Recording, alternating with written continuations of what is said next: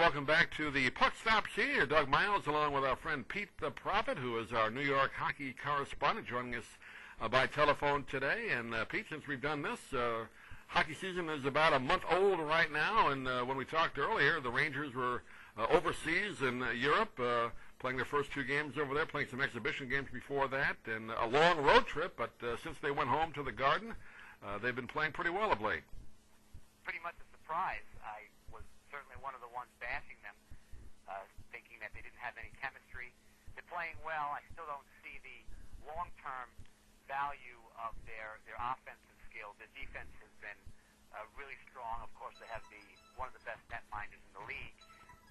I'm still shocked, Doug. I think this is a blip on the screen.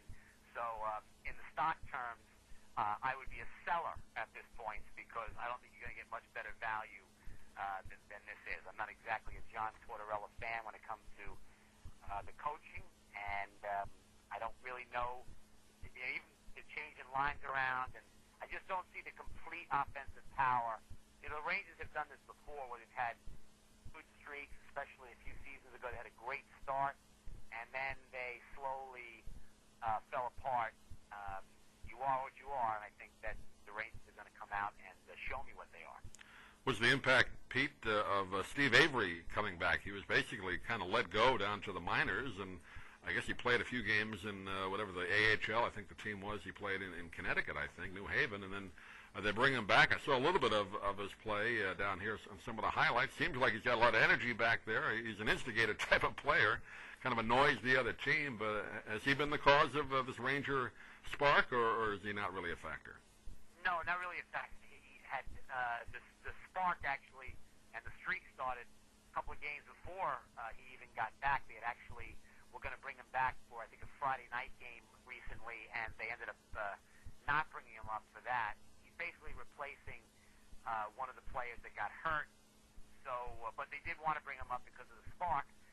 He's always been a player that can supply that energy, but it's not quite the same. You know, his welcome was, listen, he's a fine player, and he does what he does, but he needs to be more involved in that forechecking and being annoying, and sometimes he can take it over the limit. You know, I think his ego gets in the way at certain times. But no, I'd say that he has really very little to do with this. Of course, the defense, like you mentioned, the goaltending, one of the best goaltenders in the league for several years. I mean, he's playing very well in net for New York, but you can't rely on that all season long. He plays about 70 games a year for the Rangers, and sooner or later you're going to wear out your goaltender doing that when you have to win 2-1 every game, right? The problem is exactly that. Lundqvist we're talking about. The last few seasons that they have always tried to win those defensive battles, which is a little bit of a Tortorella feel. I'm not sure you know this better, Doug, in Tampa when he was coaching down there. I thought they were a little bit more offensive-minded. Of course, they had much better players, but I don't know if he was he more of a defensive coach there? Did he try to win those close games? Pretty much. They had LeCavier, of course, and then Marty St. Louis. They had some scoring punch, basically just one line until Stamkos now with the team. Of course, Tortorella, left before Stamkos really took off as a player, but they had to win games like that, 3-2 or 2-1, and of course, you did have Brad Richards, former Lightning player, who's now on the Rangers, and I guess he's been a huge addition coming off as a free agent this year for New York, right? Well, Brad's been huge. He also had a very slow start. He did. And a lot of this, I think, happened right around since the Rangers came home. I mean, they were away for a very long period of time. A little bit of home cooking helped them out immensely. But the Tortorella, the way he likes to play it, he likes to be close with the way the games are all defensive-minded, and they really depend on their goalie so much, and it has been it's been the problem for all these seasons that they just don't have that scoring touch. And the last time we talked, I said the exact same thing, that for example, there was a time there when Mike Richter, the Ranger goalie, they were talking about him going to Philly during and he would have been so great with Philly, because even now, the problem with Philly is they don't have a solid, or at least the other years they have not had a solid goalie. they have an opportunity to win multiple cups with this man, with Lundqvist in goal, and they are in just that spot where they need to get some offensive power and some different lines together. And again, I think this is just a little blip on the screen. I don't really trust them.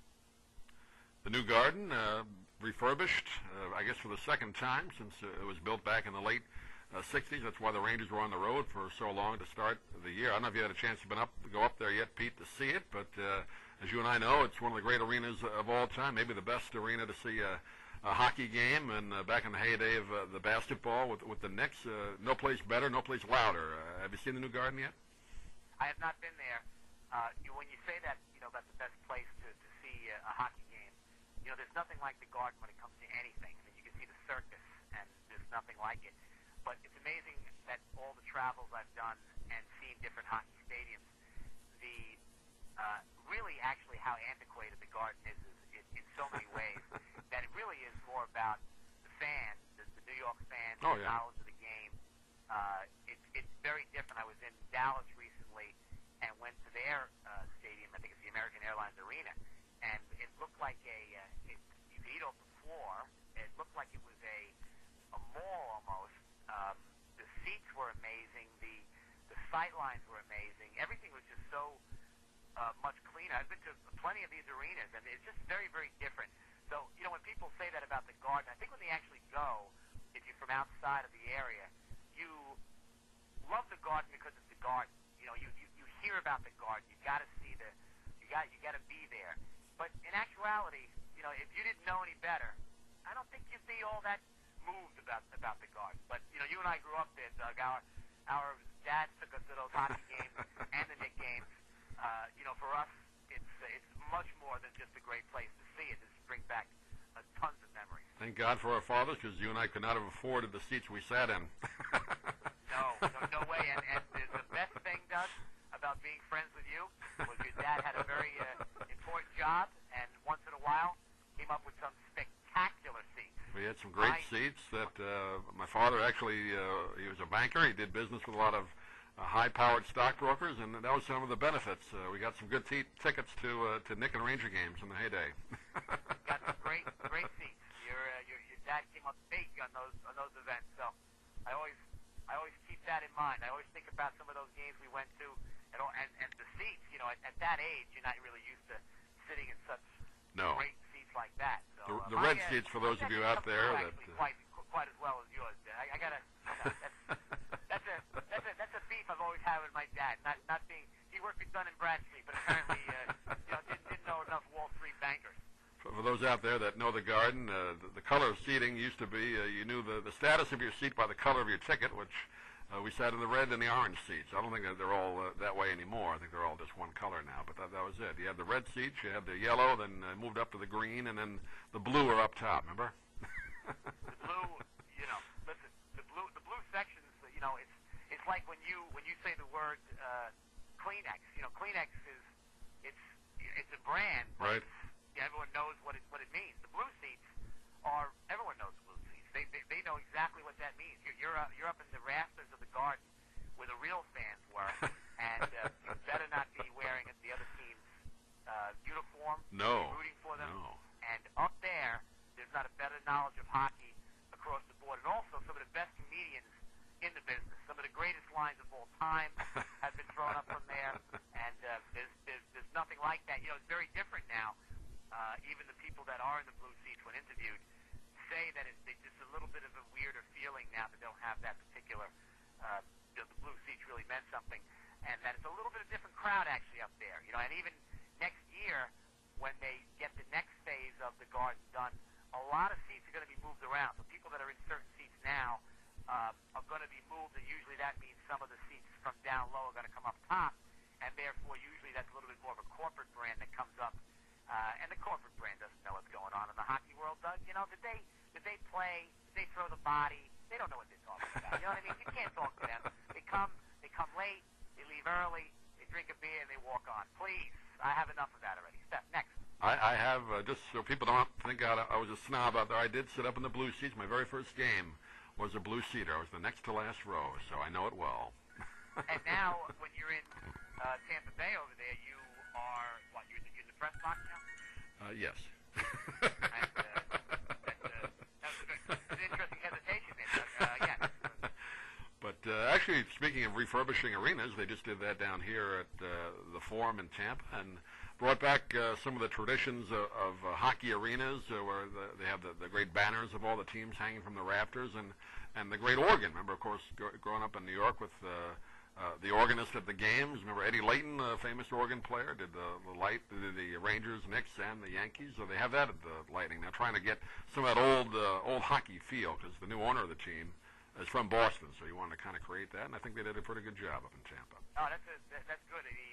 Have they done the whole arena over? Is it a new place? All new seats, and they're building like a party deck kind of thing, and put an organ in, and did a lot of upgrades. So they did a pretty good job. And Jeffrey Vinnick is the owner of the Lightning. Bought him a couple of years ago, and went to the Final Four. Really, they almost made the Stanley Cup Finals, losing to the Bruins last year in the first year. And he's put a lot of money into the team, so he's really doing a good job. So that's good because I was there many moons ago when you and I went, yeah. Right. And that was not a great place to see an arena. A hockey game was almost cavernous, and I remember they had a section that was almost like curtained off, which was their almost like play section. That was the Tropicana Field, right? They set up a hockey arena in there. They played originally at the Fairgrounds, which was a real barnyard, and then that Tropicana Field wasn't called that then. And then they finally moved to the Forum. Yeah. And just on a completely different aside, I told you I went to Dallas, and of course I went to see the new stadium for football, and that is an amazing facility. That scoreboard is the biggest thing in the entire world, and it literally is, and it is also the clearest picture I've ever seen. And during the tour, anybody out there that wants to do it, it's the greatest thing on earth because you get to go on the field, and basically you can stay there all day long. You can kick field goals, run passes, play football. Wow. It was quite an experience, and took me back about 35 years in age. So I was a little boy of 15 playing. So that was a good time. Sorry to get off the hockey thing. That's okay. Should be living like that. This is your show. for the time being, it may be, but it's yours right now. Yeah, exactly. I just don't want to. Let's get back to what you want to talk about. Well, I just want to talk before we wrap up. We talked about before we went on the air a little bit. Hockey Night in Canada kind of put this out on one of their segments. It might have been Don Cherry, I'm not sure, but somebody mentioned this alignment. All the leagues seem to be realigning. You talk college football, and I know baseball is going to do it in a couple of years, and hockey is going to do it, or at least wants to do it, I think. And this kind of brings back our hockey youth, Pete. They're going to try and bring back very similar to what they used to have. Remember the old Patrick division, the Norris division, 4 divisions, and it's going to be 2 large divisions in each conference just for the Rangers. They're going to be in the Eastern Conference First Division with the Flyers, the Capitals, Islanders, and Jersey, and then they're going to add Carolina and Tampa Bay and Florida as kind of the other teams in it. But it kind of reminds you of the old Patrick division, doesn't it? It does, and I think it's a really a great idea and a no-brainer to go ahead and do. I mean, I love the idea that everyone outside your division is a home-and-home series. Right. So it's also very even. It's not slanted in some way. You know, that's always the problem with, let's say, baseball, and when they do interleague play, there's always a kind of a slant there. This way you're playing everybody outside your division in a home-and-home, and then you have the rest of the games being played inside your division. So it's a great idea. I think, I don't know if it was, I know we talked about it. There was one complaint. I don't know if it was Pittsburgh being in the second division. Maybe you take him out of the Ranger division. Do you know that there was a little issue there? Yeah, Pittsburgh, at least according to this proposal, would be in with Toronto, Montreal, Boston, Buffalo, Ottawa, and then either Detroit or Columbus. They haven't decided where either of those teams would be, either in the West or the East. But, yeah, I know they wanted to bring Pittsburgh in that originally, but I guess then the other conferences say, well, we have to have a strong, team like that in ours as well, not to just make it almost a Canadian conference or division. So right. That's why Pittsburgh, I think, is going to go in with Toronto and Montreal and the Bruins. Well, it really leaves those battles between teams, those rivalries, still very much intact. So that works out great for them, and I think it's it really seems to be something. It's almost so simple. I cannot believe it has not been addressed before. And I know that 20 of the 30 NHL governors have to approve it. Right. So I'm thinking that I don't know when it comes up. Would it be something that if it did come up would be enacted next year, or is it a longer period? Yeah, I don't know. They usually have to do the schedules pretty soon after the current season is over, so they may be able to do it, but it all depends on when the governors get together to vote on it. Usually that's at the end of the season, so hopefully it would be within a year. And another great thing would be that the playoffs would be within your own division. In other words, like the old days where you battle your own division to get out into the third and then hopefully the championship or Stanley Cup final round. So you get some great playoff series that way. Which is also great. My only negative on that is that as a fan, and I guess in a way, of course, it's a great rivalry when you're playing, let's say, the Rangers, Islanders a lot. But it almost becomes too much after a while. It's especially when they stay in the play. You're seeing the same teams all the time. Mm-hmm. A little bit of too much familiar hockey to me. Still, a great idea. Then you get outside the division and you move on to others. It's the one thing. The other thing I like about it is that when teams play, sometimes let's say the Rangers play the Bruins, let's say, and they'll play them 3 times, twice at home and once away. This is good too because it kind of keeps everybody the 1-1, so it's fair. And you also get to see everybody. A lot of times the way they're doing it, one team will not come in, like one team or a couple of teams won't come into the Garden each year, and so right. you miss that particular team for a year. And this will kind of knock that out of the way. You'll always get to see somebody. You have a favorite team. You want to root for or against somebody. You get to see that. So I think that's a very big positive for the NHL. Yeah, we'll keep an eye on that, and of course we'll keep an eye on the entire league. But Pete the Prophet is our kind of New York hockey correspondent as we do this show a week or so before Thanksgiving. We'll do another one with you sometime in the middle of December, and hopefully by that time, for Ranger fans out there, they'll show a little bit more of what the Ranger fans have been hoping for now for 17 seasons, to win another cup, have the team to do it. I cannot believe you said that. Oh, it's never happening. Well, we saw it in our lifetime, so at least we've seen it once. That is a good point. Once, and that's going to be it. I hope not. Unless the next Messier comes in, my friend, we got a long wait. Pete the Prophet, good to talk to you. You got any final words on the Breeders' Cup that happened a week or so ago? I know you're a horse racing expert as well. What'd you think? Horse racing was a great day, great racing, but not too many positive, not too many championships were solidly secured in that race, especially Horse of the Year now completely thrown in the air. Just still a great day of racing. A lot of upsets as usual, but a little bit different feel this year to the racing. But now we go into the doldrums, and now let's start the Triple Crown campaign. You got to come down to Florida. See some of the great Florida racing coming up in January. Oh, I will be there. We will go to the Tampa Bay Downs. Your favorite. I will not be there. I will be in Gulfstream. Yes. I will enjoy like I said to you before, Doug, your Tampa can be a little cold. A little hard to get to that track too, as we found out. It's not an easy ride. One road in, one road out. Good old Del Mabry, my friend. And it has not changed in 20 years. They've not improved it. I mean, the way to get in and out. I mean. When you got something working so well, keep it. Keep it. Peter Prophet, always good to talk hockey with you, and we'll have you on again next month. Thanks for joining us on the Puck Stops here. Excellent, Doug. Thank you. Thanks for watching, everybody. We'll see you again real soon.